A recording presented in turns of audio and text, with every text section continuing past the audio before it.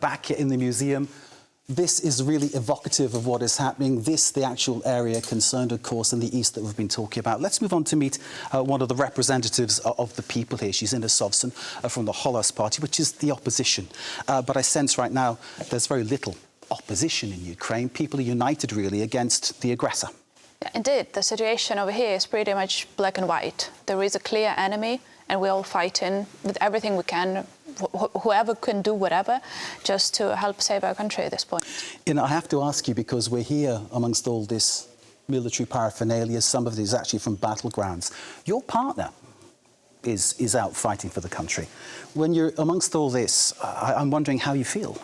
You know, I actually came here and I realized that the last time I have been here, I was here with my partner, my kid and 2 kids of his own. He has kids from previous marriage, and we were showing our kids around here and showing how it looks like and how the war looked like, because he actually fought in the war before, in 2014, 2015. Because people forget about that, don't they? Because people, I think the world forgets that this is something that hasn't just happened from last year, but it's been going on since 2014, maybe even before.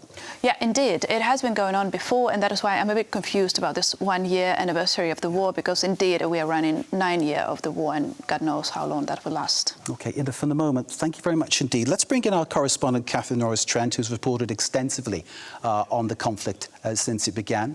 Catherine Norris-Trent will be coming to us very, very soon. Let's come back to Ina Sovsun for more reflections on this situation. Ina, you were talking about how this has affected your own family. I mean, clearly, let's move on to how it's affecting the people that you represent. I mean, clearly, people want to know when this is going to end. It's impossible to tell them. It's impossible, and we should stop pretending that we know the answer to that question. There are some things I know for sure.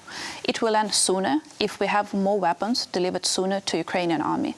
I think within the last year, we have proven to ourselves, but also to the world, that giving weapons to Ukrainian army is actually the solution to the problem. Because that is actually de-escalating the war. Nobody expected when Vladimir Putin said 72 hours will be in Kyiv, it's finished. Yes. No one expected him to be wrong.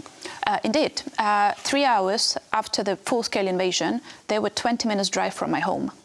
And 20 minutes from your home? 20 minutes drive. I live on the north of the city. That is where they were coming from. So yes, that is where they were coming.